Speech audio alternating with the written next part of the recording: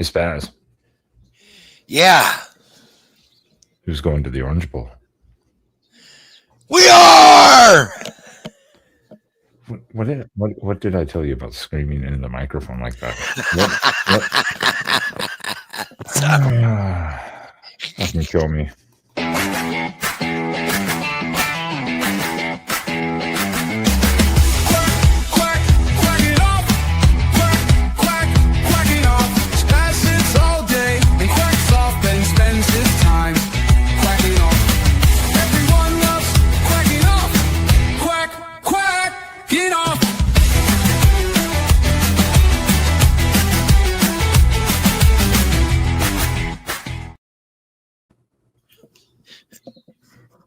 Oh, hi. Hi. I'm Quacking. What is going on, everyone? And welcome into the Quacking Off Show right here, following the JMU game, which got a little hairier. And as Glenn said, yeah. Poor Glenn lost his $100. Sorry, Glenn. That's why I kept postponing it. I was like, we were gonna go live like 5 minutes left of the fourth or something. And I was like, okay, I need to wait to see how this goes. But all right, it's over. It's over. The mercy killing is over. JMU, great game. You guys balled out. You never gave up, unlike Tulane. Therefore, you guys deserve props for showing up, coming all the way across country, 2,800 miles, and you gave the Ducks a fight. Kudos to James Madison and everything that Mr. Chesney did after Signetti left. And now it's up to Billy Napier to continue that moving forward. And Chesney now knows what he's going to face every year in the Big Ten. Well, and as they talked about, it's going to be interesting to see if he takes a lot of the guys with him, potentially kind of like Signetti did. Yeah. So you don't know. Some of the players will. Oh, yeah, some of them. I was just going to say, the same thing as like I assume what you were saying is like shout out to JMU and all the quote unquote Twitter battles that we've been having online this last week. Really have not been any Twitter battles. They've more been just kind of like cold shots here and there, but all in fun, a little bit back and forth with the JMU fan base. So it's been kind of a fun week. Yeah, and it was actually kind of a fun game down the stretch. JMU put up a valiant effort. Great second half. If any of you didn't tune in, Dan said it's definitely a tale of two halves. We played a really good, executed, flawless first half, pretty much, and the second half, not so much. A lot of mistakes, some turnovers. You gave up a 99-yard drive at the end of the game, but you also were playing most of that fourth quarter with second and third stringers. Peyton Woodyard was in there, a couple other people, guys that just don't get a lot of run normally. The game was pretty much out of hand at that point. But, Dan's definitely not happy with that performance. JMU had 9 less yards than we did for the game, which was amazing. Because I was going to agree with you. We were talking briefly because if you look at this stat line, I made sure I took this at halftime. Yeah. Oregon was absolutely murdering them. In the mid-second quarter, we had like 17 yards per play. Mid-second quarter. So by half, we were still down to like 14 and a half yards per play or something like that. Yeah. And like under half the time of possession. The second half, JMU adjusted. They settled in. They finally settled in. They adjusted nicely. And then, like you said, we all of a sudden decided we were going to rotate in our kind of second and third stringers, especially at linebacker and in the secondary a bit. And I think what the announcer said was, when you're up that big, sometimes you lose focus. Yeah. Not a good excuse to give up 34 points at home. No. That's the most points. That's the most points we've given up this year, isn't it? I'm pretty sure it is. Let me double check that. I was thinking that earlier. I'm pretty sure that's the most. We gave the most points we gave up all year was, yes, James Madison. Outside of that, it was 30 to Indiana. Yeah. So, yeah, definitely things to work on. Tech's going to be a much different opponent in 10 days, 11 days, excuse me. Yeah. Well, I think some of that second half wasn't just the rotating the players. I'm kind of going to also blame Tosh, because the first half he was extremely aggressive, blitz, way more than we've seen him blitzing or bringing pressure in a game this season, and he kept doing it the entire second half. He just kept doing the same thing and leaving those guys on an island out there by themselves. Yeah. Knowing that JMU still had all their first string guys in there. So I guess at some point you couldn't have, that was to be expected. They'd get burned here and there. Yes. Either way, yeah. I mean, JMU made it interesting at the end, but I mean, it was well over. It was well over by the beginning of the fourth quarter. It was pretty much done. Didn't have to really sweat it too much. I guess we were just waiting to see what the final would be. Yeah, and like, Glenn's right here, the fact that Dan's going to be mad the next 2 weeks is not going to be good. I'll be right back. That needy pussy.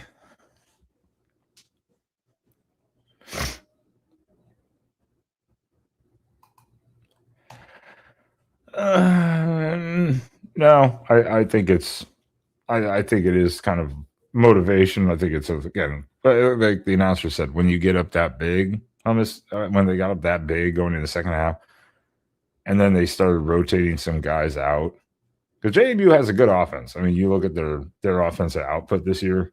I get it, different skill competition level, but these are guys that score like 40, 50 plus points a game, 60 points even, 59. They score a lot of points. So I think it was a matter of time. But when you got into your second and third stringers and you're up that big, they kind of stop focusing a little bit.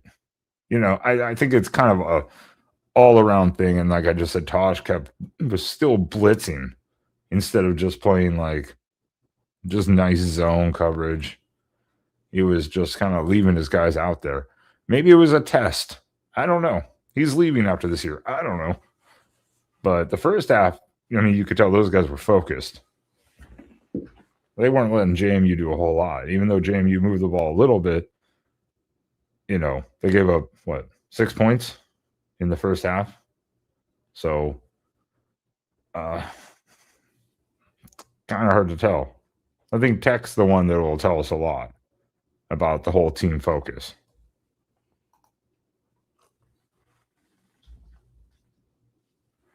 I like how we go live and then my co-host just wanders away.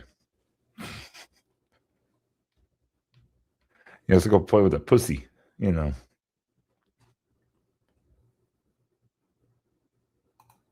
Oh yeah, the pitch play. The pitch play, that one is there's the pitch play and there's like the reverse pitch almost, where he goes the opposite direction. It's almost like it's not technically like a counter pitch, but it looks like they're going one motion and he pitches back the other. It's almost like a counter pitch. That one seems to throw defenses off really quickly. Those ones always seem to work pretty well too. The second and third string sucked. Yeah, they were not doing so good. They were not doing so good. I don't know. Tech does have a good defense. I mean, look what they did to BYU twice. So Tech will be interesting. Yeah, their defense. I don't. I'm not 100% sold on Tech's offense, but their defense is actually pretty decent. Comes across being pretty damn good. So was JMU's. Well, yeah, that's true too. Statistically, their defense is really good. Yes.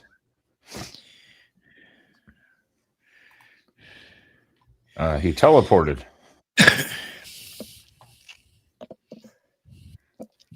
There's a pipeline from Eugene to Vancouver. It's called weed. Yeah. No, I didn't end up making it.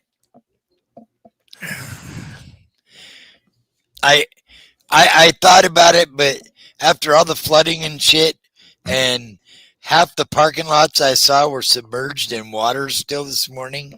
The main gravel lot that a lot of us go through normally to go into the east side of the entrance by the Mashofsky Center was still half of it was underwater. They told people, bring your fishing pole. It's awful deep out here. Thank good God, the commercial breaks. Just sitting around waiting all the time. I'm like, commercial break. I get it. You're in the stadium. You're a different atmosphere, but my God. Yeah. It's like, holy shit. Yeah, JMU brought a good contingent. I think they probably had more than the Indiana game. There was probably a couple thousand that came out there for this game. It was pretty impressive. Yeah, and again, the whole JMU fan base has been pretty cool. I'm sure there's those, just like any fan base, there's those kind of like those assholes out there. But, you know, most of the time it's been like local back and forth, just like friendly jabbing. They've been, you know, going, hey, we got to Oregon today. Look where I am now. Amazing. You know, like taking photos, showing it out, you know. So the main JMU fan base I've seen have been pretty cool. I think they were just really happy to get the experience for the players and the team and the university. I think that's kind of one of the biggest things. Pineapple iced tea. Is that one of those? Is that one of those twisted teas? No, it's my own twisted tea. Oh, fuck me. Well, pineapple, Malibu pineapple rum, and iced tea, sweet tea. There's a good one. You know, there's like Mike's Hard Lemonade. I don't like that because it's so just kind of bitter. But there's Mike's Harder Lemonade where it's like 8.5% alcohol. They actually have a pineapple, like a pineapple mandarin one. That one's actually pretty good.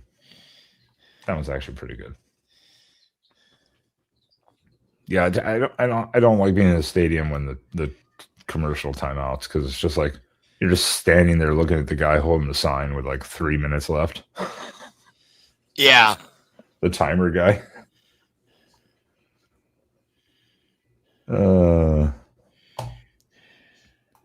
It's a GOG day for football. Good. I see the correction. Relax. We're paying attention. Yeah. So I don't know, man.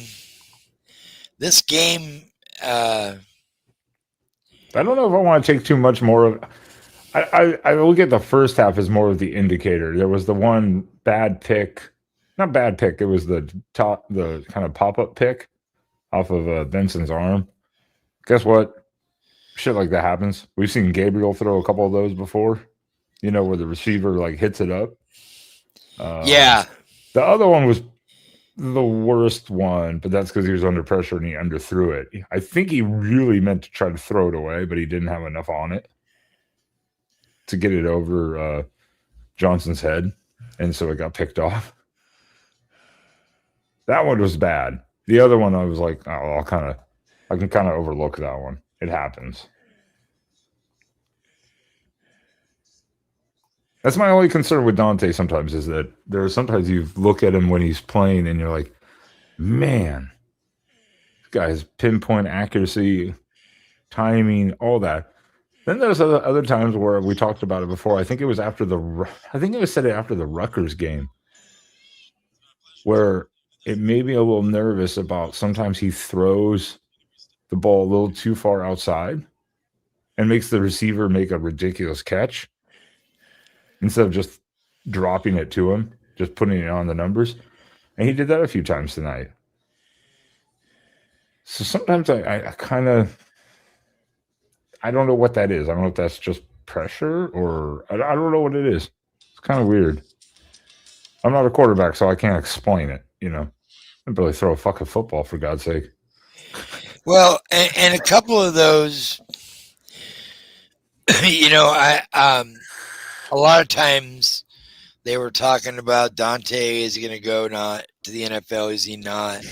And a game like this and a couple of the mistakes that he made are mistakes that you can look at and go, this is why you should probably stay one more year. But yet, there's all the other reasons why you should go. Well, yeah, and I'm not saying Mel Kiper's made some terrible decisions before, or choices before projections. But if you knew you were going to get graded within the top 10, you're going to leave. But like they said, maybe he looks at who he would go to potentially and go, yeah, no. Plus, like he said, who they were talking about, all the players that could come back, and he could do one more year with them and really build the chemistry even more, so. I can almost imagine if you lose in the next 2 rounds, he comes back. If you at least make it to the championship game, there might not be much left to prove or whatnot. But if you lose this Tech game, or let's say Indiana wins and Oregon wins and you lose an Indiana rematch, that might be incentive for him. I ain't going out that way, losing twice to these bitches. I'm coming back and we're going to beat these guys next year. Yeah, there's that kind of motivation as well. Yeah, there's that possibility. We've talked about that before, where it's like, if you lose a close national title game or something, but you still had a really good, solid season, the good numbers, all that, you go, okay, cool, and you're projected high. But yeah, maybe you go out next round or something, you're like, that's not good enough. Yeah, it depends on what his mindset is. And Troy, a lot of people turned off after like the first 2 touchdowns. I mean, it was like, what was it? 12. It was because of the missed 2-point conversion. It was 13 points in like 9 plays. 7 plays. 7 plays. It was 3 plays, 5 plays, 4 plays. Yeah, it was just the first half was almost, until the interception, it was unstoppable.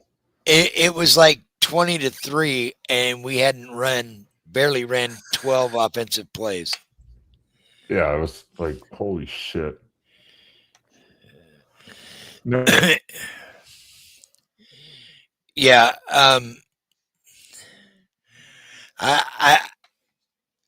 There's stuff to overcome.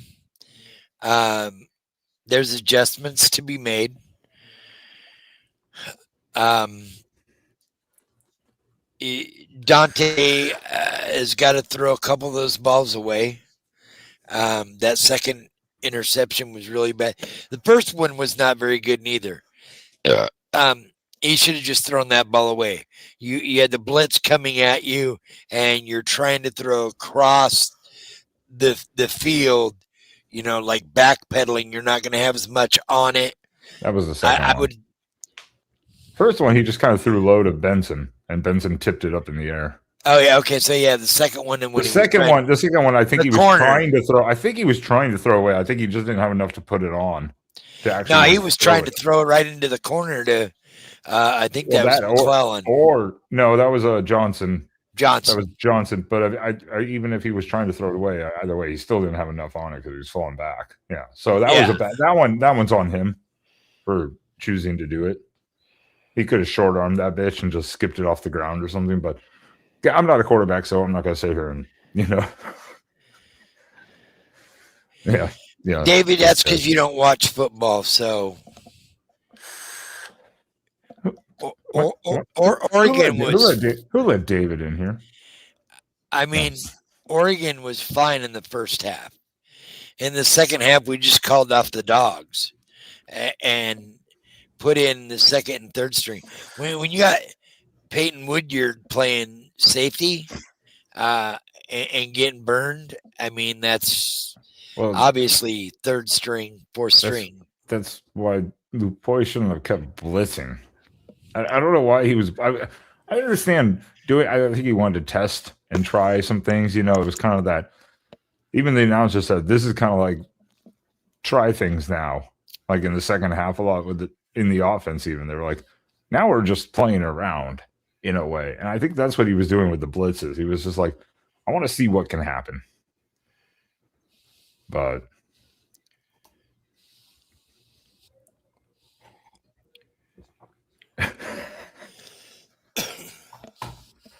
Clint.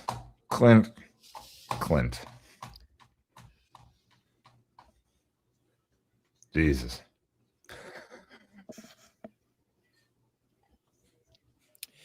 I think with with this Tech game, you just got to clean a few things up. Obviously, you're probably not going to be playing a lot of the guys that you were in the fourth quarter against Tech to begin with. So there is that. If you have that defense that was there the first 2.5 quarters to 3 quarters, you'll be fine against Tech. I don't think their offense can keep up with ours. Obviously, we'll get into that more. What day is the 1st? That's Thursday, right? It is January 1st. That is a Thursday, yes. So Tuesday's the 30th, right? Yeah. Tuesday will be 23rd and the 30th. Yes. Yeah. I'm trying to think. I may have to.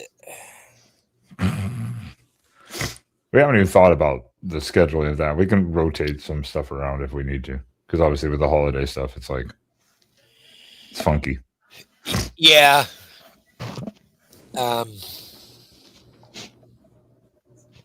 Shit. I don't even know. But we haven't even thought about that yet. Exactly. But we figure out. Jesus Christ, Clint. I think the biggest thing is, that's the point. Guess what most teams do a lot, right? When you're up big, what do teams do? They like to have extra practices for the young guys, put their young guys in. This one, they were up big, so they let a lot of the younger guys rotate in and see what they could do. I think that's kind of what it was. Then it just kind of got a little sloppy looking at the end there, obviously. Not ideal. All right, everybody, including David. Who had the best performance of the weekend? Of all the teams, who had the best overall performance? Which team looked the best going in against the next top 4 seeds? Do all top 4 seeds go down again next week? Or do a couple of them squeak by? Did any of the teams that won this week give you confidence against any of the top 4 teams? Yeah, I mean, you could. That's a tough question. I think that's a tough question to Well, answer. the first because, quarter and a half, they didn't look that good. yeah, and Oklahoma's offense hasn't been great. They even showed that since Materi's injury, he hasn't been great. He's been like good, but not great, like they were the first half of the season. That was probably the most impressive win in the sense of having to do a comeback. You can argue, obviously, Ole Miss, but Ole Miss already beat the shit out of Tulane once this year. So was that? And then Miami, Texas A&M. Don't give me. It was windy. 10-7 or 10-3. Come on now, you know. I think this is the correct answer. I'll take the Oregon's first half most impressive. The second half not near as impressive. Yeah, the second half was a struggle fest. And that's just mindset. It's execution, keeping your mind on the game. I mean, was it 31-6 at half? 34-6 at half? 34-6 at half, I think. Let me see. I got it here. I have the screenshot. So 34-6, yeah. Yeah, so it's 34-6 at half. Do you really think a lot of teams are coming back from that regardless? Yeah. I mean, that's the point. Affiliation or any of that? No. So the game was, theoretically, it was over at the half. So you probably took your foot off the brakes, off the gas. Your mindset wasn't completely focused. Mistakes happened. You let a lot of younger guys get reps and things when you should have just stayed with foot on gas. Regardless of the opponent, when it's this time of year, I believe you need to stay 100% focused. I don't care if you're up 3 points or 30 points. And that's a lesson that you can learn from this game. You know, we were up 30 points, so we just kind of felt sad and we let them back in and we let them feel like they had a game. Well, no, that does zero confidence for your team. If you would have kept your first string and your basic rep guys out there, you probably win this. You probably score 60 and they might score 17. But you put in second unit, third unit guys, and you gave up 20 points in the second half. And the offense, did okay. They were just, it seemed like they were just experimenting with a bunch of different shit. Oh, and Spaz, I have to update. I had to change the banner real quick. As of before the show and now, Texas Tech is 1.5, 1.5 point favorite. Oregon was initially, now it's Texas Tech. It's gonna go, that money is gonna go back and forth. That line is gonna shift back and forth, back and forth, back and forth. If it stays at 1.5, that's basically a toss up. You know, it's like everyone's like, who knows? Yeah, and I think, I still say Oregon by a field goal. I'm in the same. I mean, we were pretty much. Most of us agreed the last time with the score prediction for James Madison. Most of us were like 42-48 Oregon, but we were thinking about 10 to 13 to. I think I said 17 for James Madison. Yeah. Well, they scored 34. So, but again, as we just discussed with the defense, not ideal. It was what, in the fourth quarter? Yeah, most of that was in the fourth quarter. So I was like, Garbage Dan time Lanning point. looking pissed. He looked pissed most of the second half. Yeah, he was not happy at the end of the game. Yeah, he looked pissed most of the second He half. was not a happy camper. So I was like, it's rough. I don't know. I feel. I mean, you have to worry about Tech first, but I guess it's relatively just as okay, confident / pessimistic this year of any playoff year that we've been there. You know, kind of like, yeah, it could be good, could be bad. Yeah.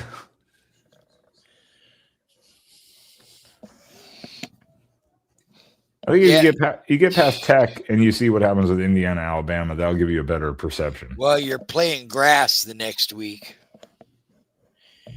You're playing grass. Hope to God there's no thunderstorms,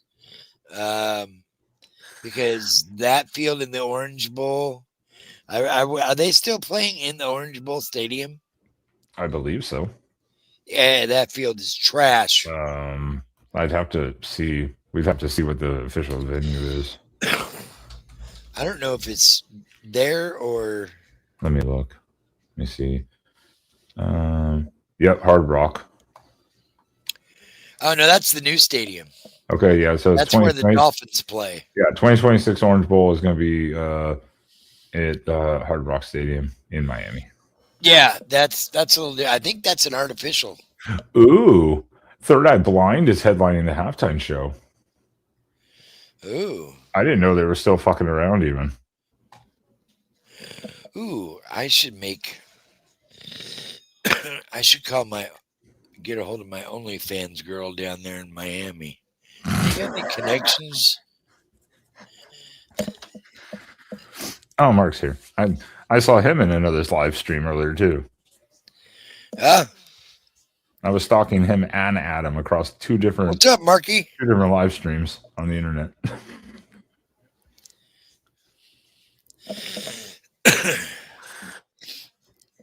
Mark, you want the link? Love to hear your take on this and going forward. If you want the link, let me know and we'll send it out there to you.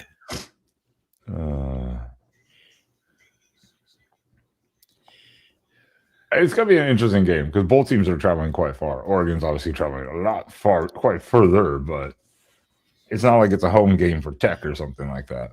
So, no, but the championship game could be a home game for the Hurricanes. Yeah. Okay. Don't suck Cristobal's left nut too quickly. Oregon, Miami, in the Natty, in Miami. Ooh. Ooh.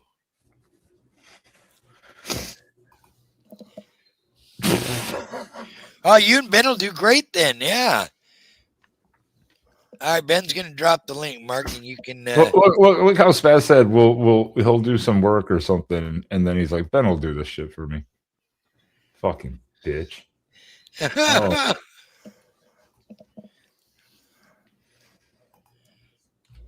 Hi, O-Duck. About time they got here. Yeah. 33 minutes into the show, now you show up? Unacceptable. Unfucking acceptable.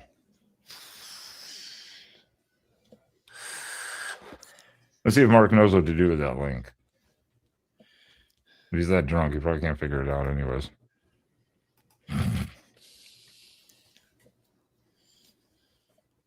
Come on, I got all spruced up. I pulled out the jersey out of the closet. There you go. Oh, Duck, there you go. I dare you to use that link and come up here and show your true self. Show your face, oh Duck. The link is there.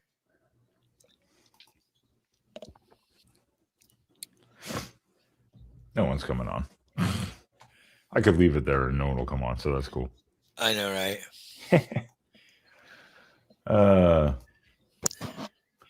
Troy doesn't know how to use links anyways, so yeah, that's true.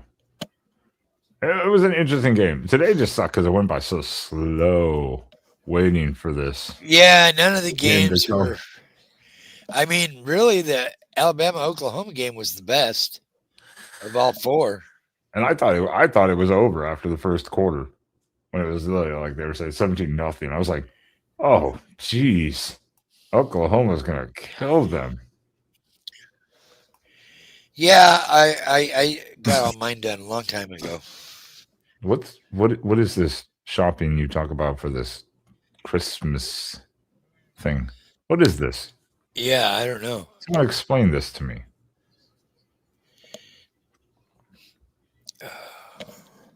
I thought it was just a day to cook shit and have drinks And be merry. and fuck. That too. Maybe that's just me. Oh.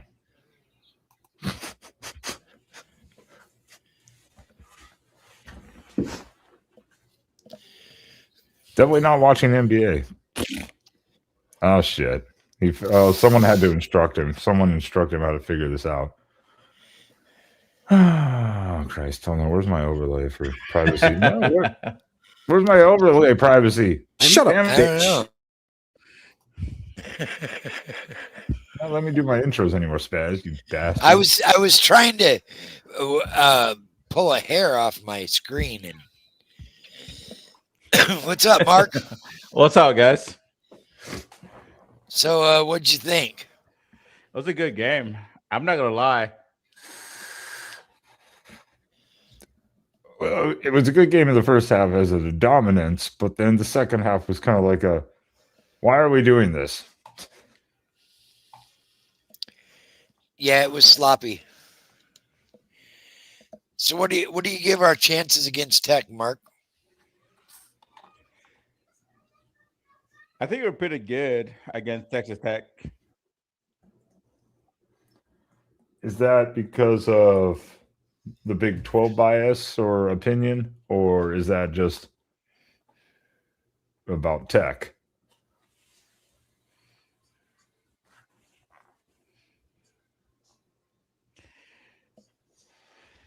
No, I think our offense will overcome their defense. To be honest with you, and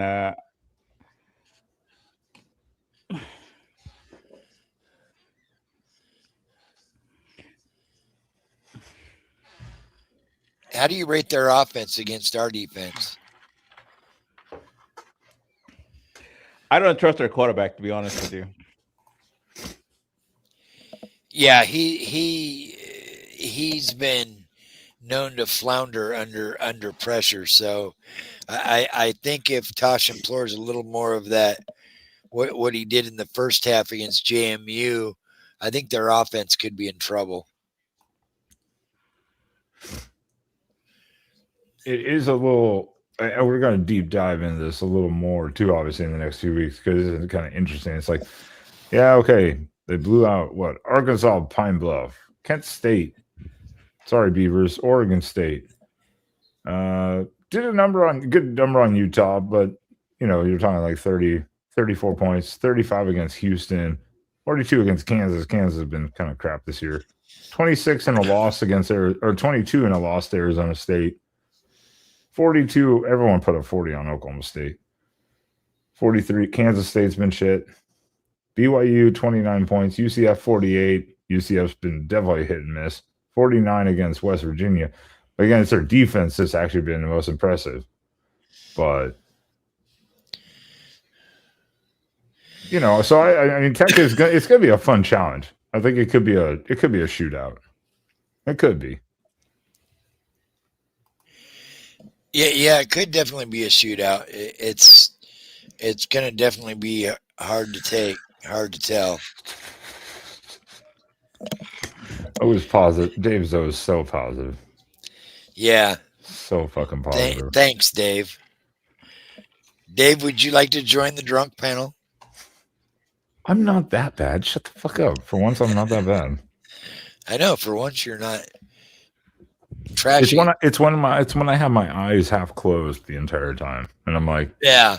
All right, thanks for joining it. That's when you know it's I'm gone. Like Mark, he just passed out already.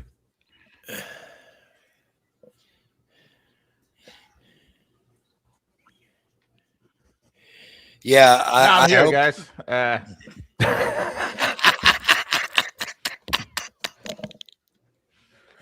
No, I'm still here. I'm still here somewhere. Last time I checked.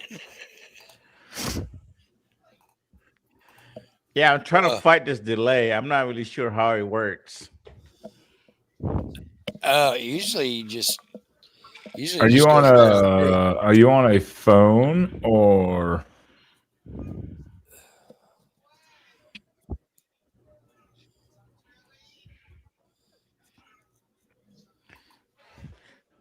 Mark, you on a I'm on phone? my PC. Okay, so make All sure you're not on the YouTube still. Make sure you're only on the StreamYard because you're going to hear double. Yeah, because if you still got the StreamYard up, No, the YouTube. If you still have the YouTube, up, the yeah. YouTube will come in first, or it'll echo. So just make sure you mute or close the YouTube one. All right, I closed my YouTube one. Now is it better? Awesome. Does it seem better on your end? I don't hear myself, so I guess it's better. Yeah, that's better then. There you go. All right, cool. All right. There we go. We're working through shit. Now We're like Oregon's offense in the third quarter. Yeah. It was like punt, what? Hey, at least I was about to tweet at Ferguson Reynolds and be like, "Hey, you got a punt in the game." Then he got a couple more, and I was like, never mind.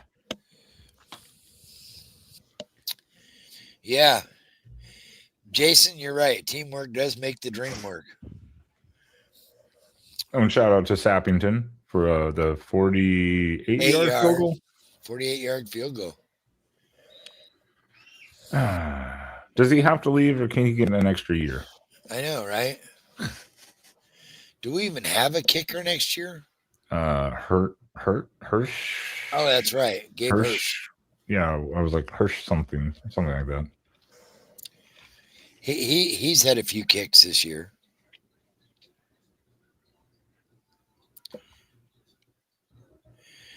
They were all right. They were into it. Yeah, there was a good number. Good contingent of people. Yeah. They showed up pretty well for going that far. Because a lot of them traveled. If you were watching again, like we talked about with the X, I've seen their posts. A lot of them traveled quite a ways. Yeah. They had a good. They did travel very well. They were out at Multnomah Falls and the beach and stuff like that. Going, this is great. Yeah, definitely. Shout out to the JMU fans. I think they kept the last 2 weeks pretty entertaining. Yeah, it was a fun banter. We had a good time interacting with JMU fans. We had the JMU guy, radio play-by-play guy on. He was fun to have on. Shout out David Briggert, the play-by-play. Yeah, I watched that show. That was pretty cool. Yeah, I was actually donating like coffee, I guess, or whatever they're like asking for. But I even told them, it's like, I'm gonna watch you guys next year. You guys are actually pretty legit. So like the way they ran their offense in the first quarter was pretty good. I mean, they didn't score that much, but they were moving the ball, and that's a lot of respect to them. Yeah, they moved the ball very well. Well, first quarter they were throwing everything they had pretty much at us because they knew they were going to have to, and they were doing even a couple of trick plays, kind of stuff like they did in the third quarter a little bit too. And it was, but that's what they needed to do because even the announcers were like, "Have they shown the same formation a second time even yet? Like at the beginning of the second quarter?" Like, no. But they were doing exactly what they thought they would do is time of possession. They were trying to say, Don't let Oregon have the ball. Yeah, Do they're not trying to let play them- a bulk keep away for sure, and that's actually a good game plan against Oregon. Credit to them. Well, they had to because every 5 plays, Oregon scored a touchdown For in the sure. first half. For the most part. So Yeah. they had to take like minor victories at that point because that's when JMU could have fallen off a cliff and just completely shut up shop. But they did. They didn't. So that's credit to JMU and the players and the coaching staff to go, we're not done yet, and keep going because they could have easily just said, screw it. Yeah, for sure. In the halftime, they could have like just called it. It's like, you know what? Let's just end the game as quick as possible. But no, they fought back. What do you guys thought about the receivers coming back? I just saw Decorian Moore. Did you guys see Evan Stewart or Bryant out there? I didn't. Bryant came out for a few plays. He was in on a few offensive plays. I don't think he got any targets, but he also got at least one punt return that he got a fair catch on. Stewart went in right before the game and came back out in street clothes. I have a friend that has season tickets that's on the 40-yard line, like 3 rows behind the duck bench. And he said, yeah, Stewart left when they went in right before the game. He came back out with the team, but he was in street clothes. So he padded and pregame warmed up and everything. Probably could have played, but they didn't figure they needed him. But I think that definitely opens it up for him to play the Texas Tech game, considering he was game time decision today. I'm pretty sure he's going to be off the injury report for Texas Tech. What about Kenya and Sadiq? It seems like last couple games, the teams have been muting him, or is the offense muting him? Is it our offense or is it the defense from the other I team? think it's more on the defensive side. Teams are scheming against him, and they're taking their chances with McClellan and Benson Moore and Johnson.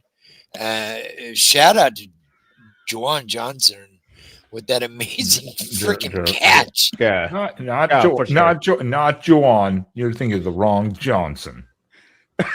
Yeah. It's the same thing. I kept calling him. I kept saying Jamari Caldwell once in a while, and you're like, it's Johnson. I was like, damn it, because I'd get Jamari Caldwell Jamari last Johnson. year. Jamari Johnson.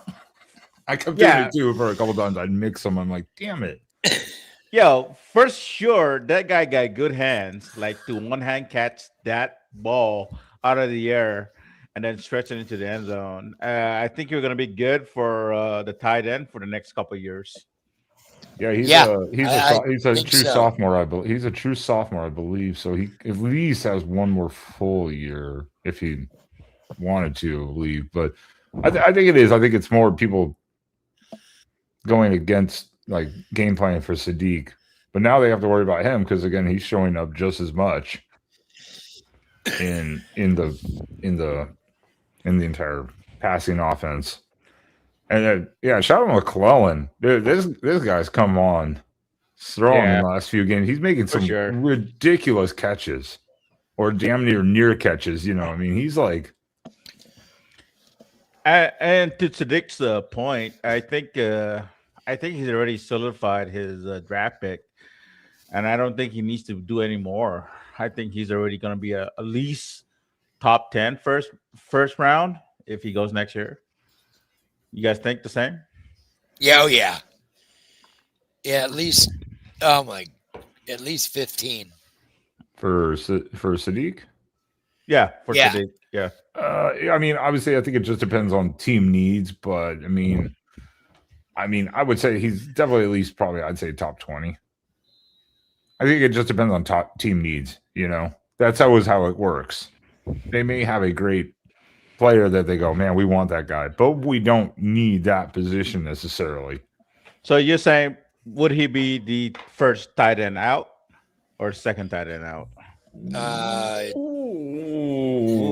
Ooh, that could be a little iffy. He didn't win best tight end in college football, I but think that he's doesn't mean better than anything. Stovall, though. That's what I'm saying. No, I do I'm think with I you, think so Spaz. too. I'm with you. I think 100%. so too. I don't think the guy from Missouri should have I mean, we're gotten definitely it, but biased, but for sure, I think Sadiq is more of a gadget player. Maybe he might not be a better blocker in the NFL, but I think as far as everything else, I think he will trump the other guy that won the tight end of the year. I think you could argue the same with Poncho, and he didn't get the Remington for best center. That's true. But Yeah. yet he's the only one of the three that. Well, I mean, I'm sorry. The third one was the Indiana guy, right? Wasn't it? It was Iowa, the guy from Indiana, and Poncho, or was it? Yeah, I think so. And then the guy from Yeah. Iowa won it.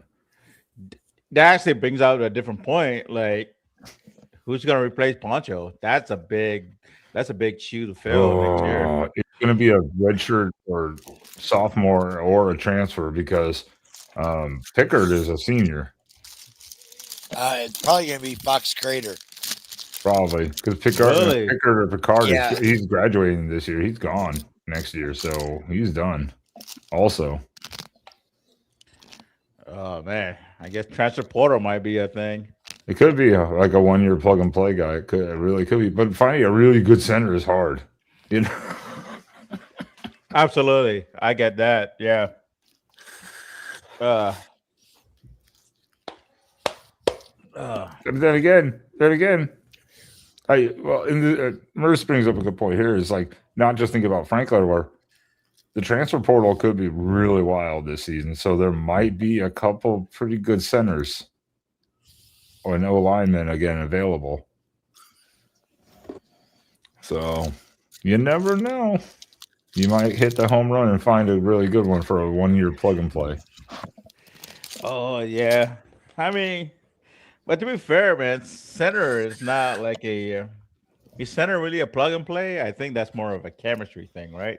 Oh yeah, that is a big chemistry. Got to be big with but as I'm saying that, I think Oregon's pretty good with chemistry. They do that off season. I think it's not the. I think they do the chemistry thing. They build that during the off season, spring, and the off season pretty well. They do that, but it's the O line is a chemistry thing. You've got to be able to communicate and kind of like feel each other what you're doing. Absolutely, yeah. But yeah, this is a fun game. This is a fun game. It was a fun game. Again, I'm not worried about the score. I think we all know what happened in the second half with a lot of the JMU just kept fighting. Oregon kind of. I think it's a fun game because of JMU sports media. To be fair, I was like, oh man, how this guy's actually they actually talked a lot of good stuff, and love it. They made the game more interesting than it should be. They got kind of like notice in national TV. Didn't they mention them on the broadcast? I think they did. Yeah, I believe so. Yeah, shout out to them. Yeah, we were trying to get because we got Dave Riggert on their play-by-play for basketball and football. We got them on him on for a whole show. I was trying to get this other JMU Sports Network. Unfortunately, they were both busy, couldn't do it. But they were both like former JMU players, and one of them played with oh fuck me, why do I always remember this guy's name? He was an old Oregon safety or a linebacker or safety in like 2000, and then he went and played for the Giants. Wood. Oh really? Wood. Shit. I didn't know Asher or something like that. Now I forget his name again. Fuck me. They had him on his show, but 2000 is definitely before my time. I mean, like I didn't think my existence of Oregon football was to 2008. I mean, that's not new, but 2000. Wow, that's pretty. That's pretty bad. I now I can't remember. I cannot remember the guy's name. I think I'm just rolling names together for some reason, just trying to make it sound right. I'd have to look for it again, but yeah. So I was like, damn, we were hoping to get them on, but they were just busy. But yeah, it was. Again, it was a fun game. It's a great. The JMU has a good fan base, I think, in the general sense. And I think again, they were just really thrilled to get the opportunity to travel out there, somewhere new. Good play in money such an for environment. their program. Yeah, obviously the playoff, and it's big for their program. It's big for the program. I think I saw on YouTube, not YouTube, but on Google, that I think the Sun Belt Conference got $4 million just because of JMU made the conference. Made the playoff, so that they're gonna disseminate $4 million because of JMU. So, shout out to them that they're gonna make more money. And I know a lot of people don't like the G5 in the playoff. I kind of like it personally. I kind of like it. I'm more of the Cinderella stuff. To be fair, I kind of want to see the underdog win, and even though they may not win, maybe 9 out of 10 they won't win, but I'll definitely if they do, I'll definitely be there to cheer for them. Yeah, I think it's. I know there was. I listened to the arguments all day long from people going, it should have been Notre Dame or Vandy, or Texas, and it's like that's fine. And then people will bitch about the playoff system and go, how could they not have ranked these teams above JMU and Tulane? And everyone has to keep reminding them they did, but that's not how the rules work. Yeah. They did rank those teams above them, but the rules say we're taking these teams by this criteria in conferences. So that's why.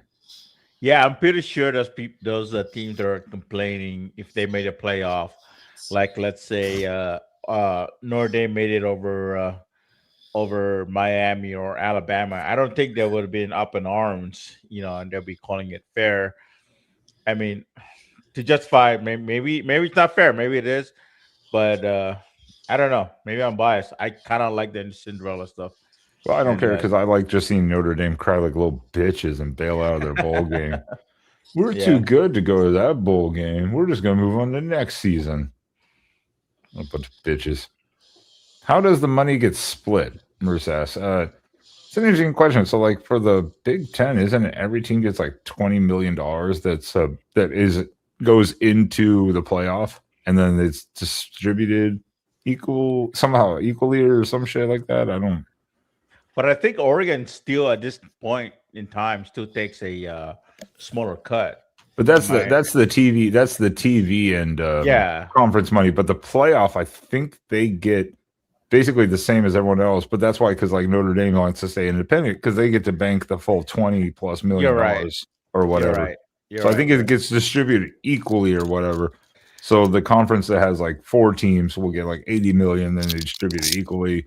But for the Sun Belt, if they got, I don't know if with the first round, if they get the full, I have no idea how that works. Yeah, I'm not 100% sure on the numbers, but that's still big for the Sun Belt. If I'm not mistaken, I think Dan Lanning also makes some money for beginning a playoff game, right? Yes, right.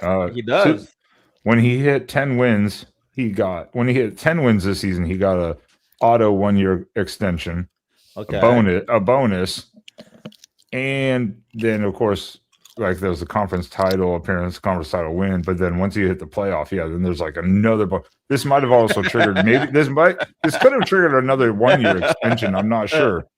There's a lot of things that go into coaching contracts these days. I don't know what all the specifications are, but there's a lot of bonuses. Lane Kiffin just made like what $1 million for not doing anything at home because Ole Miss just won their game. Which is like that is asinine. But hey, respect to him.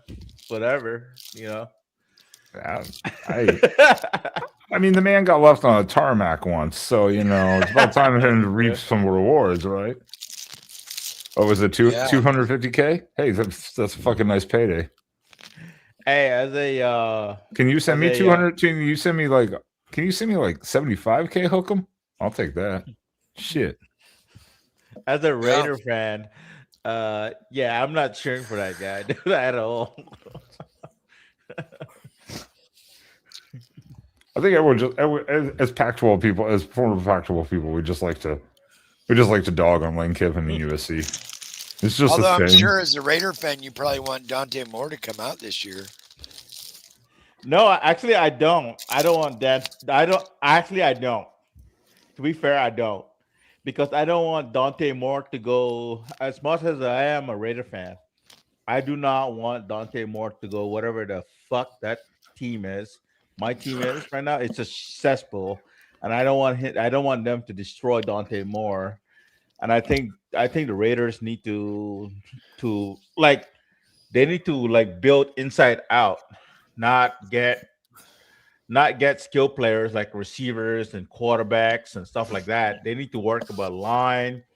They need to work about the O line, D line, and the front office. I mean, that's my personal opinion, and I think no.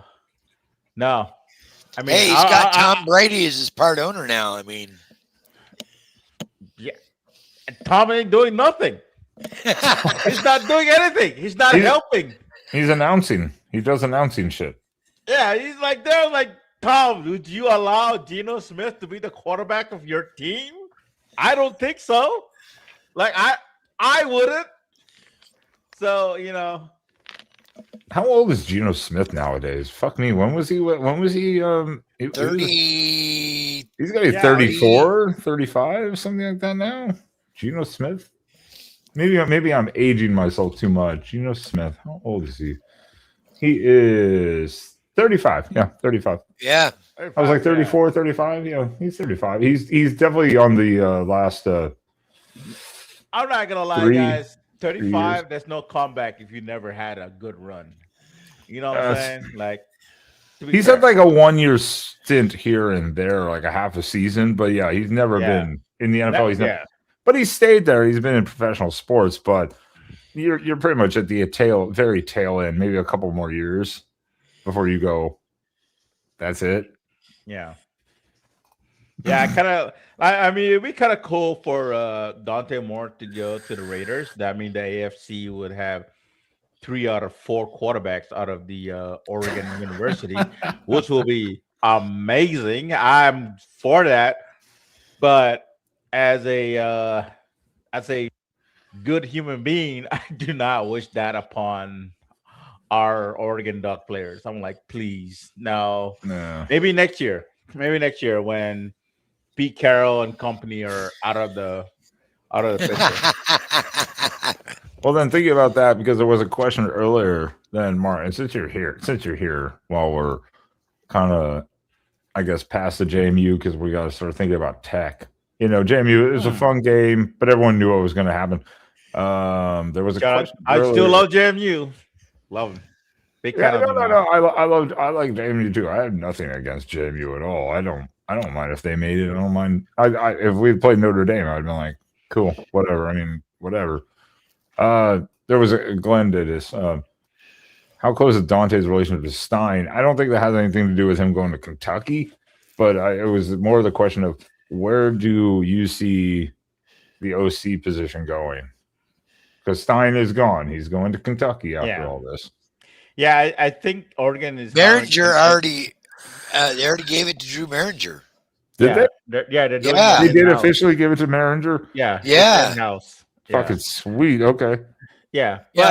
But even if he didn't, I don't think. I think Dante would have already acknowledged that he's going to be with Dan Lanning, because remember he went to UCLA because of Kenny Denningham leaving Oregon, right?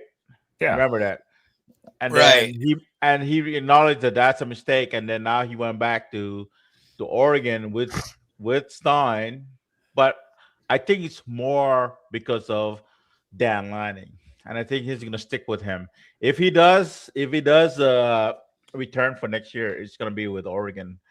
And if anyone was gonna leave Oregon with Stein, I think it would be Novosad.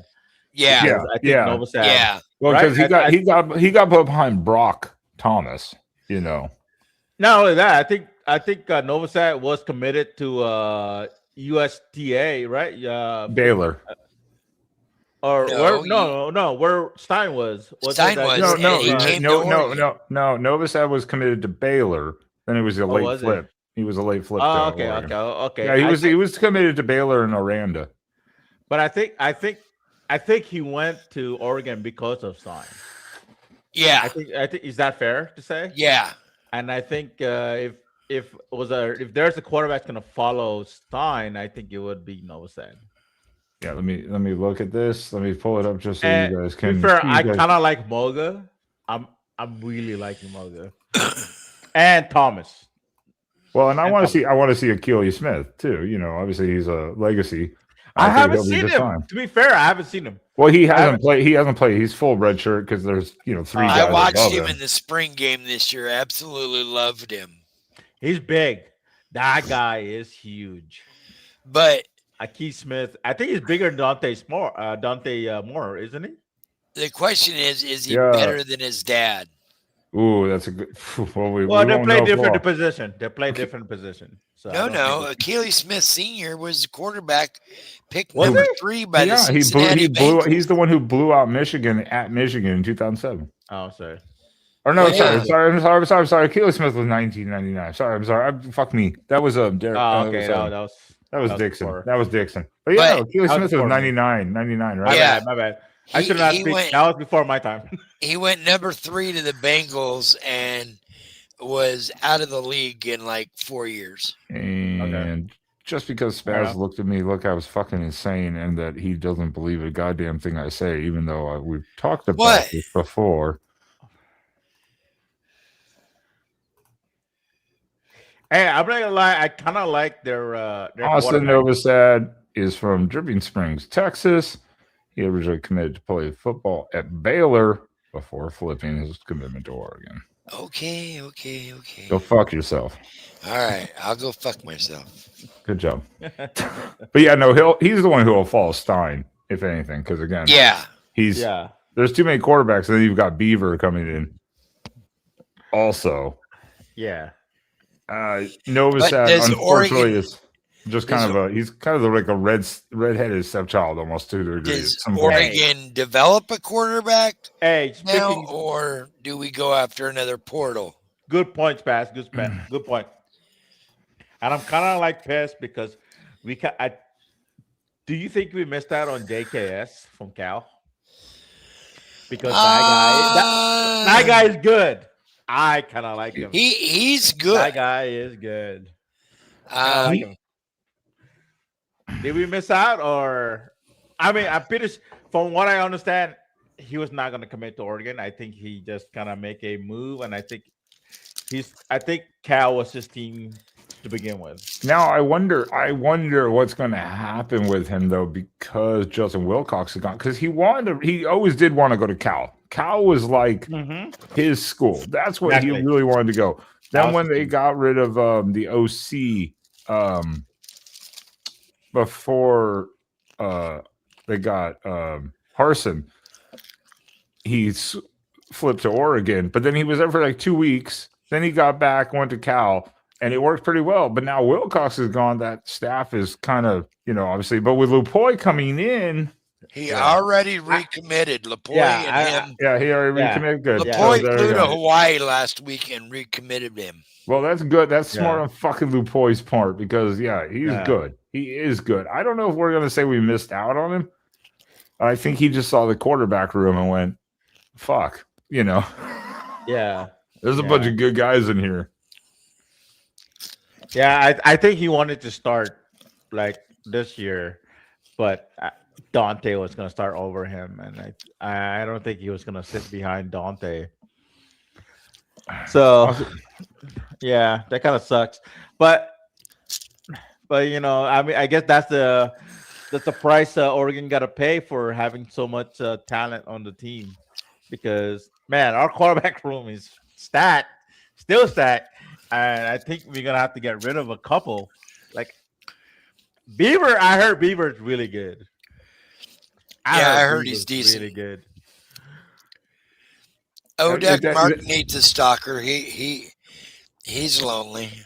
I mean, this is something we started talking about 2 years ago. Spaz and I did with Lanning's recruiting coming into effect, how it's working. Now this year we're really seeing the benefit of it, not just because he can plug and play some players from the transfer portal, but you're seeing the recruiting classes stack.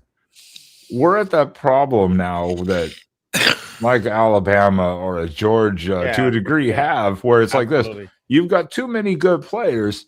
Some of them are going to leave. Yeah. We're not saying that we're winning a national title every year. We're not saying that, but I'm saying your roster has too many people on it. They're not seeing the field. You're going to lose a 4-star here or there that's going to transfer because they're not getting playing time. Yeah, and no disrespect to USC, and I think we would have got the number one class if we weren't so. Oh, I didn't know stacked, that. So stacked on players already, and I think because I think USC beat us in 3 stars. 3 stars, and not in blue chip. If correct me if I'm wrong, but I think that's how I think that's how it worked out. USC got a good amount of 4-star. They did get some good 4-stars. They had I'd have to pull it up. They have like one or two 5-stars. Oregon has 3 or 4.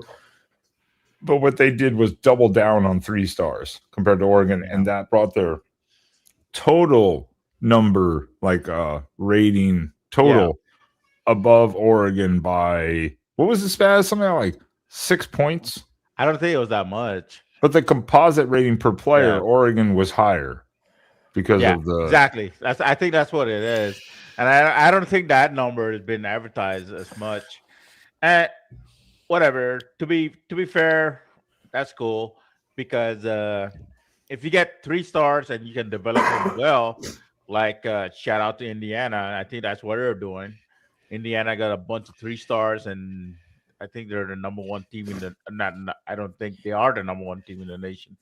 So if you can develop good players, shout out to you. And good luck to USC. But I don't know. I don't downplay a 3-star. I don't either, because if they work hard and they can develop, guess what? You can be like a Marcus Mariota. You can be a Justin Herbert. Herbert, exactly. That guy is. Justin Herbert is the beast right now in the NFL, and and I feel sorry for for Herbert because Cristobal did not use him properly. Oh my God, we kind of wasted that. To be honest. Yes, we did. Mm-hmm. And he still didn't take a knee. Or in Miami. Yeah, exactly. You can take 3 stars and use them to their skill sets or develop them into quote unquote better players, even though the rankings at that point really don't matter. But you can develop them or just use them to their skill set and build the team around them. And that was something Chip Kelly back in the day did really well at. That was something he really did. He said, well, we're not great, but we can be. Yeah. I think he did that on the offensive line. Did y'all know Manziel was supposed to be on game day this morning and he didn't show up? Oh, Jesus Christ. Shocking. Shocking. Well, but he didn't. But they haven't lost yet. They hadn't even lost yet. They hadn't played the game. How did he not show up to his own alma mater? No shows college game day after attending the fight last night. Oh God. Well, he must have been fighting a battle this morning. Hey, shout out to that fight last night. That was actually a pretty good one. I liked it. How drunk were you? I loved it. Fucking let's go. That fight was trash, Mark. Come on. I mean, like, okay, I understand where you're coming from. I'm pretty sure they were kind of like giving it, make sure that he lasts a certain kind of rounds. But the fact that he That was fucking, terrible. the fact that he knocked him out with that straight punch on the 6th round, I was like, Oh, oh fucked him my god, off. yeah, Fucked him and then, off. Broke his yeah, fucking jaw in 2 places. yeah. I was like, hell yeah, and But I props don't know, for I kind of Jake like it. for standing up. He went Oh toe to yeah, toe for with a sure, for sure, monster. for sure. Yeah, I don't think I would have lasted around even with a Fuck fucking 2 months no. of training. That dude Even was with 2 months of towering training, over yeah. Paul. And people were saying like, "Oh shit!" When he punched him, and then his face while he was on the mat, like he's like, "Oh my god, this is actually a real punch." And I think that kind of sold it to me. I was like, "Yeah, I don't think this guy actually felt a real boxer in his prime fighting No. him." And until last night, and I was like, And "Oh my god." Joshua hadn't fought 13 months. He was rusty. Yeah. Exactly. And I think that was another contribution to why it took six rounds. And he was and another thing is he didn't want to get knocked out by a YouTuber.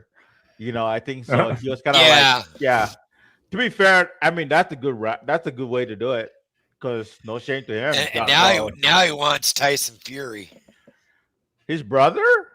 No. No. Anthony Joshua wants Tyson Fury. Yeah, they're brothers. Yeah, I think they're related somehow. All I know is he was like, quit talking on the internet and let's fight. Really? Yeah, he called him out in the press conference afterwards last night. He said, "You've been talking and dodging and ducking me on the internet for 3 years. Let's go."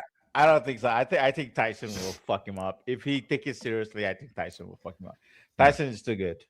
And I think he's bigger than him.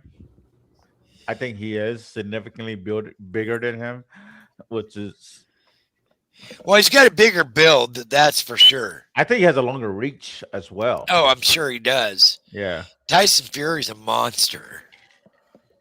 I'm a big Tyson Fury fan, so I might be biased, but I think, Yeah, me too. yeah. I might be on his corner on this one. There was a thing here while you were on the boxing thing because Juan posted it. It was like, 44 is not a 5-star, right? He's fighting like one. That's a 280. And no, Yeah. he was a 3-star. Yeah. Yeah. Yeah. Coyote Right. in Washington and Jaden Kennedy. The only issue I see with Oregon still defensively is that secondary. You've got he didn't play today, but he was ready. I'm assuming, I hope to hell, you've got to put the other kid in there and let him get some reps.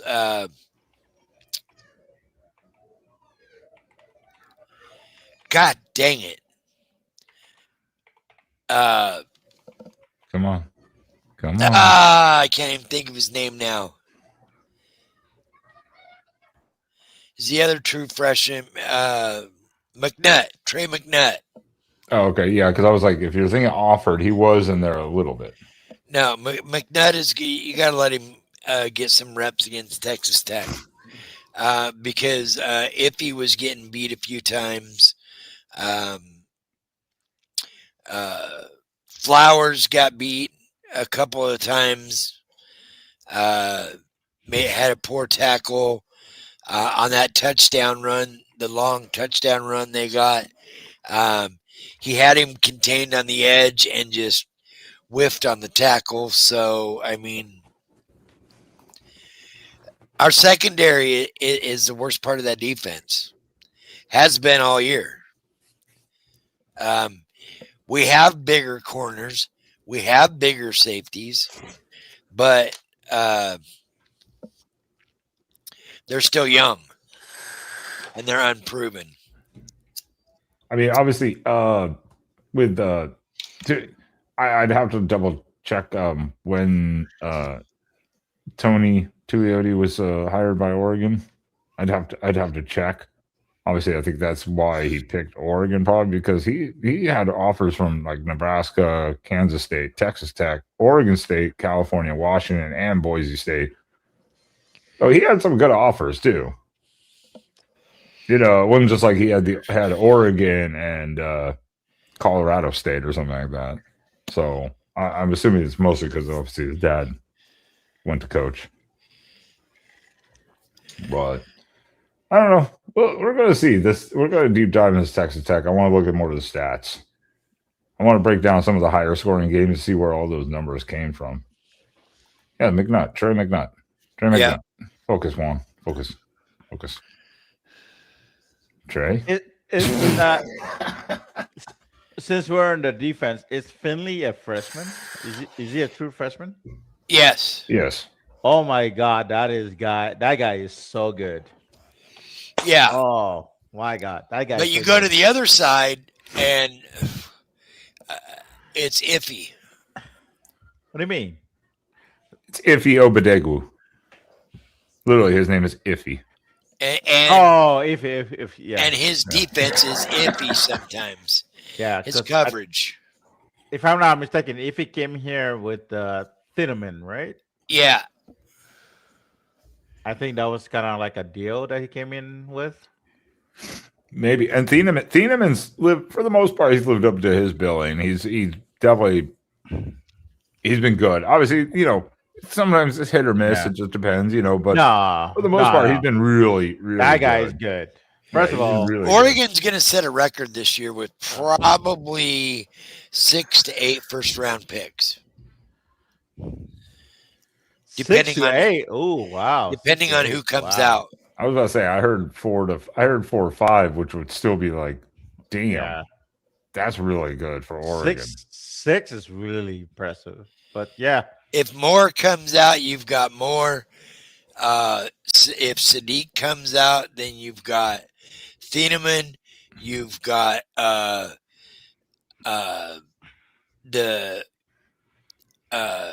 not Poncho, but the other offensive line, Isaiah World, and Harkey. You've got who else? That's 5. And you've got Bear Alexander. He's coming back. He's coming back, but you've got Uyunglele, Mateo. Mateo, if he comes out, potentially late first round, probably maybe early. It could be early second. The problem with Poncho is centers. Yeah, centers. He'll probably fall like JPJ did. He'll probably fall like third round. He's a little undersized as a center, I think, in general for the NFL. But he's really good. He's kind of like Hronis Grasu. Really good. He's bigger than Hronis was, but he's a little like generally undersized, I guess. Travis Kelsey's brother. What's his name? Jason Kelsey. Jason, yeah. He's undersized for a center, but he makes it up with audacity. And hopefully he can be like with one of those. Yeah, we'll see. We're still far from the draft because obviously we don't have When does the transfer portal open officially? Is it January 5th? I think. Is it the 5th? I think it's the 5th to the 18th. Sounds about right. Transfer portal. Jesus Christ. Is it the second? No, if he's a freshman though, isn't he? Yeah. Yeah, if he's a freshman too. Yeah. Is it a freshman? Yeah. That's why we have like freshman corners. going at it. They've done really good this year. They have their hit or miss moments sometimes. I think they did really well for freshmen. To be fair. Oh yeah, no, for freshmen, Yeah. no, they did really good. And But I think next year I think we'll be solid on the secondary side. Oh, I am kind of worried about if Isaiah World and Washington leave. What are we gonna do with the D line? yeah, we do have some good guys though to fill in. I mean, we were seeing them in the second half. They've got guys. Is it the 2nd to the 16th? That it's somewhere in that time frame. It's somewhere in that time frame because yeah, no, you're 100% right, Jordan. It's because remember that's why Prabula had to transfer from Penn State last year before the Notre Dame game. So I think it is like the 2nd through the 10th or something, or like something 2nd through the 8th or something like that. Because that's why Prabula had to leave before the Notre Dame game. Yeah, he had to be out the door. Yeah. Speaking of the next year's team, who you think is gonna start next year that we just recruited out of the freshmen? We got a pretty good class. Yeah, there's a bunch of guys, and I think what we saw this year though was there were so many true freshmen playing. Like look at our running back, look at Davidson and stuff like that. A lot of these guys might not actually even see the field next year. Like they might actually legitimately straight up redshirt. You know, I mean, like they might see it a little bit here and there, but like I don't know if they're going to need to see the field that much. You know. Well, Tank. I mean, I think for Tank Jones. Well, Tank Jones. Yeah, he could be. He special. might be. Yeah. I think he might be impactful. Who do we have else? Jet Washington. I think he's a DB. Oh my God. I know we have a good young corners, but man, I don't know. We'll see. I think Jet Washington and Tank will start next year. I think it's possible. I mean, it's hard to say. I think what we'll see is a lot of the spring game too. When it comes to spring game and the training reports, kind of like the media stuff, and we'll go, "Oh, look at that guy!" You know, because like remember a couple of years ago, it was Bryce Betcher. Of course, he was on the baseball team, and then you watched him in the spring game, and you were like, "Holy shit!" Dude's everywhere. Yeah. You didn't know he could do that beforehand. So I think that's the game where we'll like see, wow, that guy's really good. He could be an impact player, and then just see how the training goes, you know? To pick out the spring game, I think the spring game kind of threw me off because I didn't think Dante Moore was going to be that good. Hands up. I didn't think he was. I was like, oh man, I think Mo gets to be the number one starter, but I'm definitely proven wrong. I think this Oregon hide a lot of like what Dante really has during the spring game. I think it's the same the year before because Dylan Gabriel didn't look great in that spring game either. I was like, he was like overthrowing guys, and I was like, "Ooh, we're gonna see," because he just got there. He's learning the system and the chemistry again with receivers. And when we brought in Bo Nix, everybody was like, "What the fuck are we doing?" So give me Dylan Raiola. Why not? We turned Bo Nix around. Stop. Raiola has all the talent in the world. We're not doing Raiola. I think Bo Nix is where we can grow the line. There's a lot of smoke where that's at. He really wants to come to Oregon. Why? Because he can develop. There's not. I've got a couple other comments like this douchebag on screen right now. What's that? James Madison has no class, and you ducks play your thing to give them respectability. What? That's our resident Rutgers co-host for the other network. That's Adam.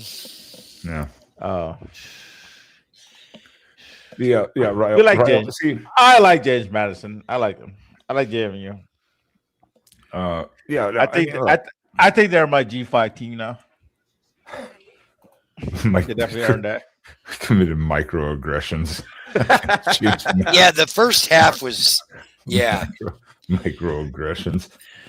What I mean, what are the, I mean, I'm sorry. What are the QBs even available this year? I just pulled up a list. After about half of these, I don't know who the fuck they are. So excuse me on this, but there's Brendan Sorsby. I know who that is. DJ Lagway. I think he's following Napier.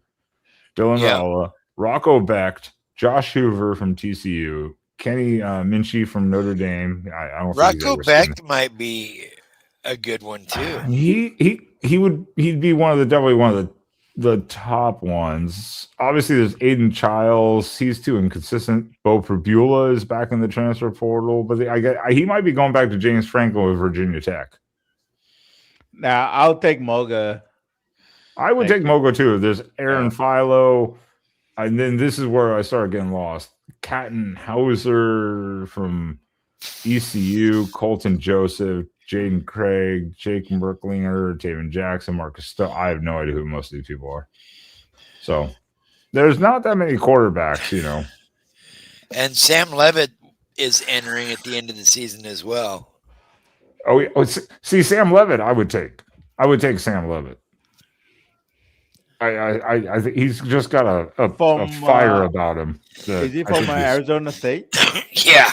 Oh my god! Because he got injured and he was out basically all the year almost. He was like, yeah, I'm going to be out.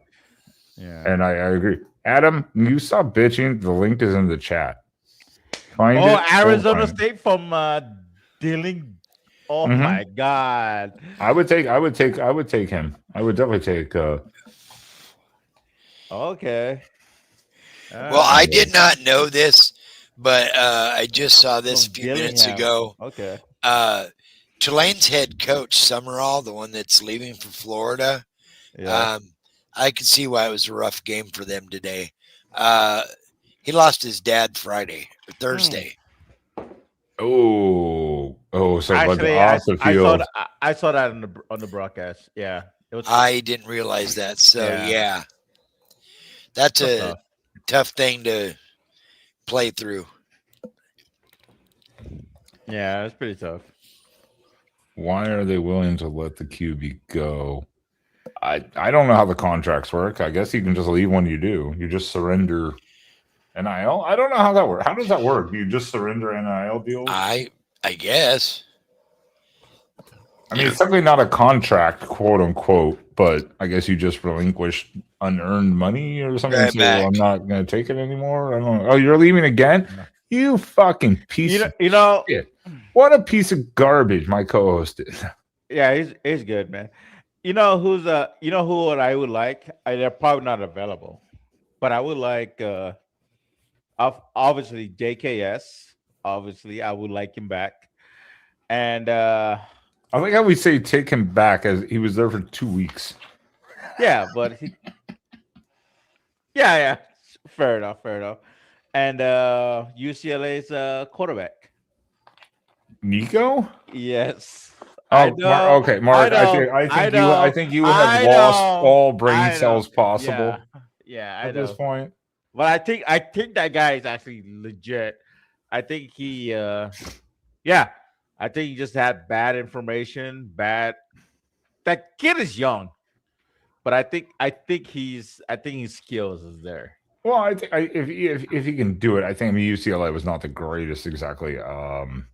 But he rehabilitation spot for him.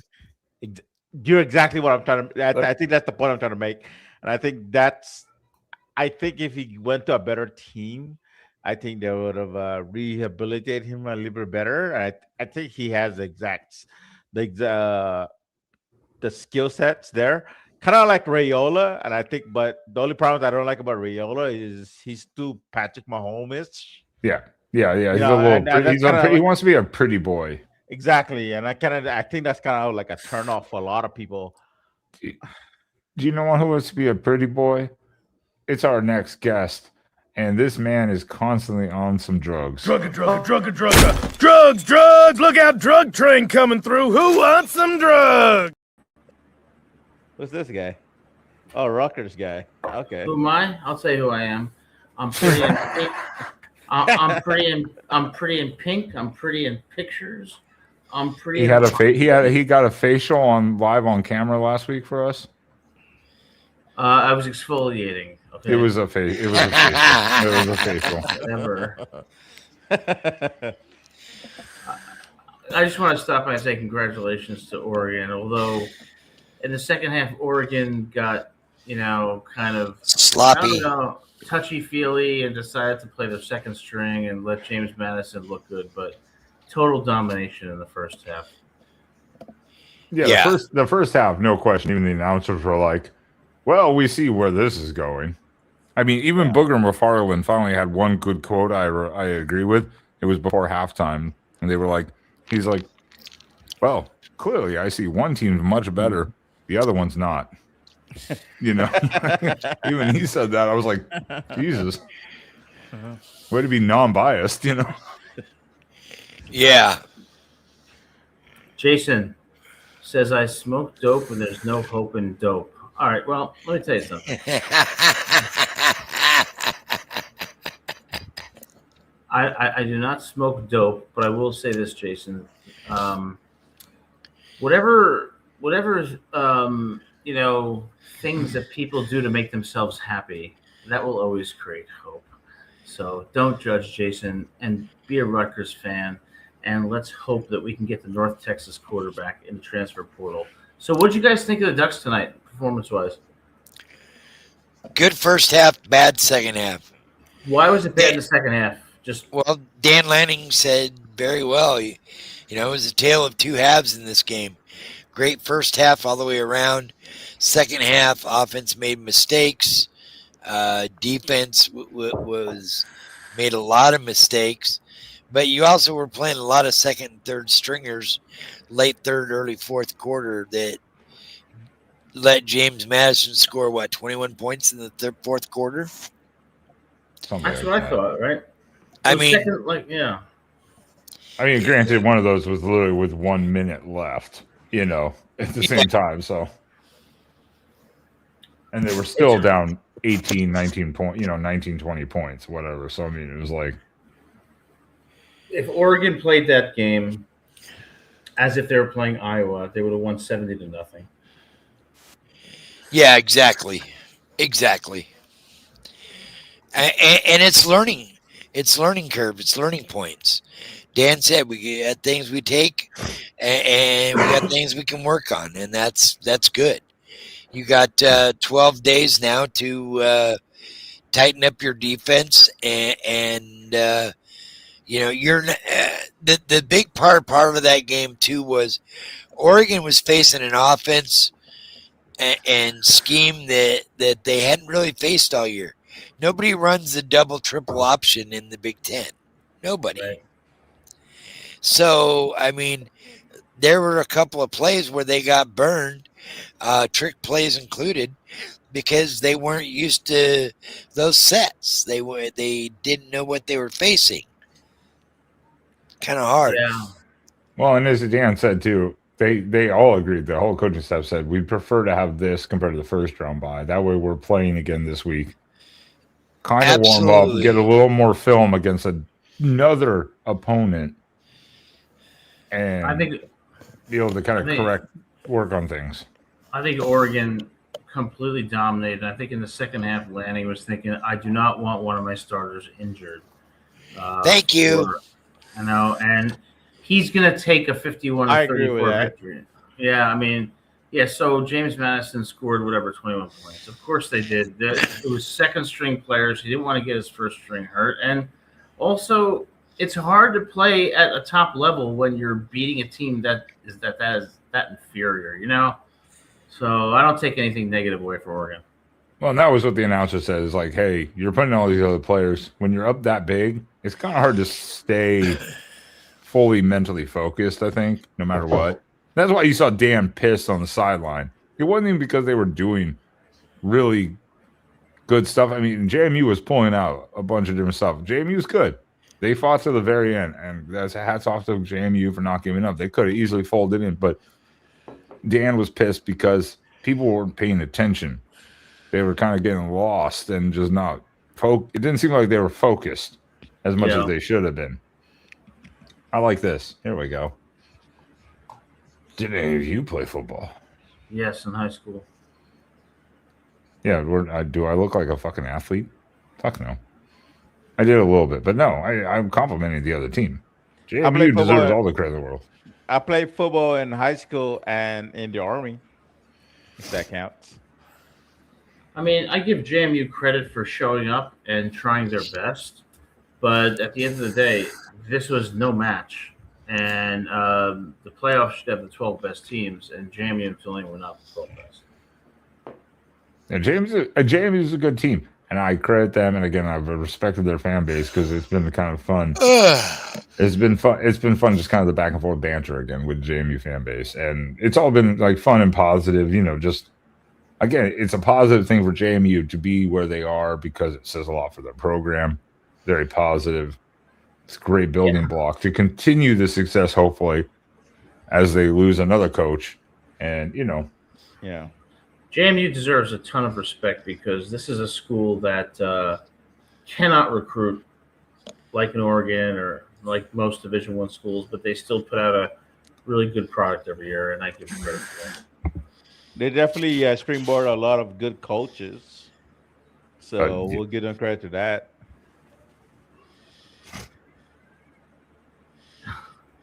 Yeah, so there was disrespect to JMU. So I get what you said here, sneaky Jerry. It's like he's like, yeah, he was just wondering. Yeah, no, it's no problem. I'm just saying, it's like, yeah, I'm way too old. I'm way too old and broken to fucking play football. Fuck me. JMU was in the game against Louisville. At Louisville, they were beat Washington State. I mean, again, for what they can recruit, they are really impressive as a program, and I do respect them. But in the college football playoff, I don't think you should be having. I think you should have the 12 best teams, and I think that Texas and Notre Dame would have been better choices. USC could use me at defensive tackle. Listen, Trojan fight. I've been going on the rowing machine every day, right? And I'm losing weight. I'll be a cornerback by next year. You watch that, right, Spaz? Yeah. Right. Someone clip it and let's hold him to the standard. I don't know. I'm definitely on the par with the 1G5 in. I think the big sentiment right now is because we have 2 G5 teams into playoffs. It's kind of like rubbing a lot of people the wrong way. But I think if one comes in, I think that's good enough because I don't know. I'm definitely for that. I think we should give at least the G5 a chance. It might be a long shot, but I think they deserve a shot. Yeah. No, I think for all intents and purposes, you look at the game last year, like for instance, Boise State and Penn State.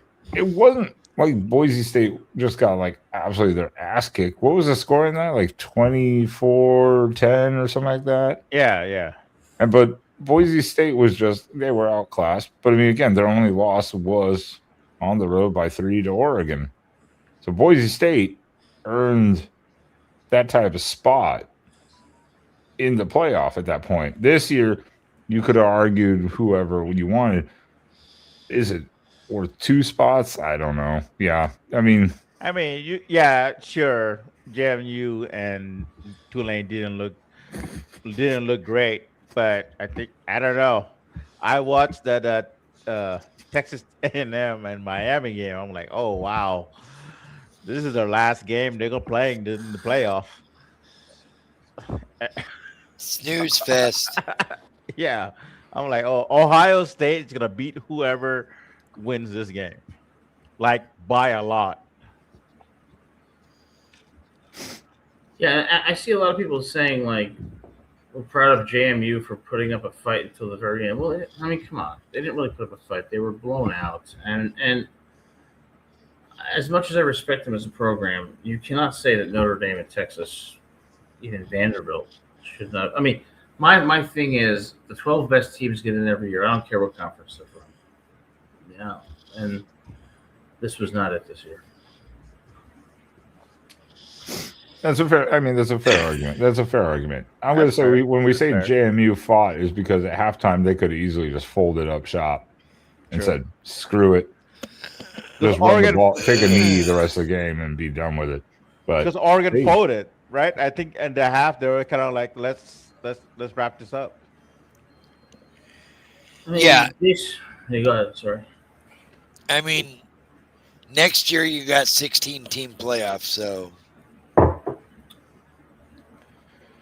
James Madison's running back. There'll be no buys next year. No.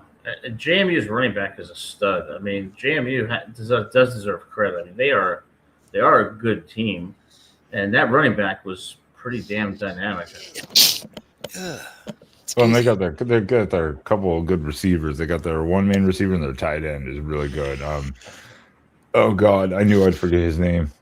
One is the fuck me. They were the main catch receiver. They were the main passing receivers for the team the whole game. It was the defense. They could not handle Oregon's offense. I mean, it was just Oregon scored 100. No, I gotta find these guys' names. Receiving, DiGennaro, and then you had Wisłowski. He was really good. They've got some guys over there. They really do. Yeah, I mean, it was like when we played Montana State. I don't think Spaz can remember off the top of his head from all the brain damage he's incurred, not just from the cataract thing, but just in general, the weed. Can you remember in the Montana State preview, the receiver we pointed out as a difference maker, and that guy still went up for like 130 yards on us. No, I don't know who you guys talking about, but I think he's gonna make the NFL because of the way he played against Oregon. Oh, his name was a popular food. Oh, what's his name? Taco Dowler. That's Taco right. Dowler. Yeah. Roy Rogers. No. I think even Oregon fans was like, this guy can play in Oregon. Fucking. Well, that was a really good game till fourth quarter. Montana State. Yeah, you guys beat Montana State 59-13. But But again, that guy we said he probably he could have a really good game. We pointed out, and he absolutely did. Yeah, absolutely did. So Oregon, Texas Tech, right? Yep. What are you thinking? Yeah. Ben, what's your schedule Tuesday? Tuesday, I'm off Tuesday. So we could do a mid-afternoon, evening Tuesday for our thing, maybe. Tuesday will be that's our we're gonna do our Christmas dinner because I'm working the next day, Christmas Eve and Christmas. Fuck. We can't. No, we can. It's just me and Sam doing it, and we're not doing anything major. Well, because I was thinking if we can do 4:00 my time would be better for me, because 3:30, 4:00 my time would be better. Probably 3:30, because that way we'd be done by 5 my time. That's fine. That's fine. If we're done by then that means our dinner would be like 7:30. So that's fine. Right. Yeah. That's fine. That'd work better for me, because then because I've got things I got to do Tuesday night. So yeah, and that gives us a couple days to deep dive into tech. Yeah. Other than that, then yeah, let's do that, because it's almost 2 hours, and I got to get up in like 6 hours. for work. Yeah, you have to work early in the morning. I know that. So, well, cheers, Even on guys. Sunday. You guys, congratulations on tonight's win, and let's look forward to Texas Tech. I think you're. Adam, can you remind the chat when your bowl game is for Rutgers? Yes, our bowl game is on January 1st, 2037. Against Ohio State for the national championship. Oh no! So at least he's not being excessive with his predictions. At least he's just like, we'll see. It's only 3 presidential elections away and about 5-6 million pregnancies. So have a great night, guys. Thanks for having me. I just want to give one shout out to USC alum Caleb Williams, who had a game, terrible game, came out fourth quarter, down 10, under 5 minutes to go, and took them to overtime and beat the Packers. And basically locked up the NFC North and the number 2 seed. Shout out to Caleb Williams. He's balling under Ben Johnson. That's good. His first season was rough. Yeah, they brought in Ben Johnson, and obviously that fixed the Caleb Williams problem. So, Adam. We'll see you hopefully Sunday night tonight for the After Dark show for a little bit as we talk about what we found out from the entire playoff more in depth and look ahead at the quarterfinals. Because we'll go over all the quarterfinals. There'll be some games. Much more in depth stuff there. So that's why everyone, Adam, appreciate you being here. Before I do, sounds good. Thanks, guys. Have a great night. I will boot you faster than you can boot yourself. He booted himself real fucking fast. That's right. Yeah, so I'll try to get a hold of Dave too and see if he's available. If not, because it's holiday week, that'll be totally understandable. I can have him switch to the following week. Yeah, we'll talk about it tomorrow night too. Is what we do the following Sunday night. Maybe we don't do it or do just something else. We'll see because it's there won't be holidays. And there won't be a need next Sunday. It's tough. Yeah, it's tough because there's no games. So there won't be a real need for it. Exactly, and it's the holidays. It's tough. It's just a weird time of year where you're gonna get. We can break up. We can break out Texas Tech, like who they are. Well, that'll be this show, but we're talking the After Dark show, the national one. Oh, okay. Yeah, the national one. It's tough because we're bringing in all of the other people. It's kind of rough. So it's hit or miss with the holidays. People are traveling. I think we'll do this Sunday. We'll skip next Sunday, and we'll come back with the following. I'm going to be kind of out of town next weekend a little bit too, part of the weekend. So it'll be hard for me to do a Sunday night show next week. He's going to go see O-Duck in South Florida. Yeah. Finally, O-Duck's in South Florida. Is that what she said? That's where they said they'll meet you. Oh. So. You guys are funny. Yeah. Thanks for coming on, Mark. Hey, man, you guys have been great. Love you guys from afar, and see y'all next week, man. All right, buddy. All right. Have fun, Mark. Later. And everybody else, y'all tune in. Watch your notifications. Sometime Tuesday afternoon, early evening, late afternoon, early evening, depending on where you are. East Coast, West Coast. It's not going to be a late night show, so it'll be a little different.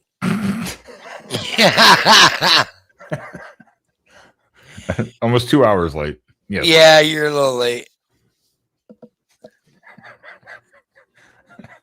This is what happens too when you start watching the chat again. You're like, "Damn it!" Well, yeah. Tuesday, we're going to change up the time a little bit, so that's why it's important. One, if you can quickly hit the like button, quick here.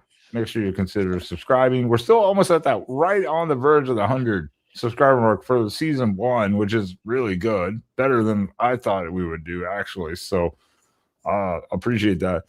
But that way you can also follow when the Sunday night After Dark show comes on, which will be tonight/tomorrow, 9:35 p.m. Central. 92, we're 8 away. Yep. 9:35 p.m. Central though, Sunday night. We will be here, so 7:35 Pacific for the After Dark show. We'll be talking what we learned from the first round games and what we can look forward to in the quarterfinals. And then we'll be back again Tuesday at a little change time. We'll figure out the time specifically, but we should know Sunday night. So yeah, so we'll figure that out. So important, hit the like, please hit the subscribe. That way you can follow us, and also our Twitter account and everything is in the description of this video below. And you can follow Spaz. He's a whore on Instagram or TikTok or whatever the fuck he does. Kind of a whore over there. I see the Quacking Off Gmail account. I see who sends messages to you. I don't read them because I don't have access to it. But anyways, Spaz. It's never a bad time of the year to your team still sucks. Oh, we're gonna do this twice in one day. I fucking love it. All right, we'll see you all tonight, Sunday night, the After Dark show. Bye, everyone.